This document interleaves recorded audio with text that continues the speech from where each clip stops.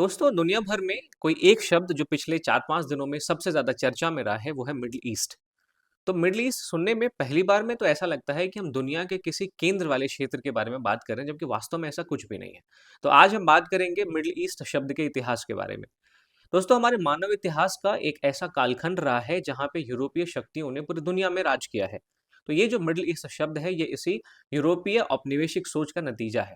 दरअसल यूरोप से जो सबसे पास के क्षेत्र थे जिस पर यूरोपीय शक्तियों का नियंत्रण था उसको उन्होंने नियर ईस्ट कहा।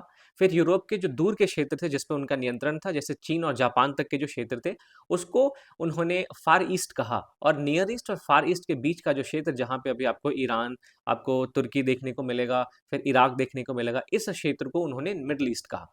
तो जब आप मिडल ईस्ट शब्द को अगली बार सुनिए तो आप ये ध्यान में रखिएगा कि ये कोई भौगोलिक सच्चाई नहीं है, बल्कि ये केवल और केवल औपनिवेशिक सोच का नतीजा है। दरअसल ये जो मिडल ईस्ट शब्द है इसको पहली बार अमेरिकन एक विद्वान है जिसका नाम था अल्फ्रेड थायर महान, उन्होंने इसको क्वाइन किया था। और तब से बहुत ही फ्रीक्वेंटली इस शब्द का इस्तेमाल ईरान और इराक के आसपास के क्षेत्रों के लिए होता रहा है। लेकिन जो विद्वान है वो, चूंकि इसको इससे किसी भी भौगोलिक सच्चाई का पता नहीं चलता, मिडल ईस्ट कोई भौगोलिक सच्चाई नहीं है, कोई आधिकारिक क्षेत्र नहीं है, इसलिए बहुत सारे विद्वान इस बात की वकालत करते हैं कि मिडल ईस्ट के लिए एक नया शब्द वेस्ट एशिया या फिर नॉर्थ अफ्रीका आदि का इस्तेमाल किया जाए। तो ऐसे ही करंट अफेयर्स के इंटरेस्टिंग वीडियोस के लिए आप मुझे इंस्टा पे फॉलो कर सकते हैं, और जियो पॉलिटिक्स की आसान समझ के लिए आप मुझे राहुल शर्मा एजुकेशन पे सब्सक्राइब कर सकते हैं और मेरे वीडियो को शेयर कर सकते हैं।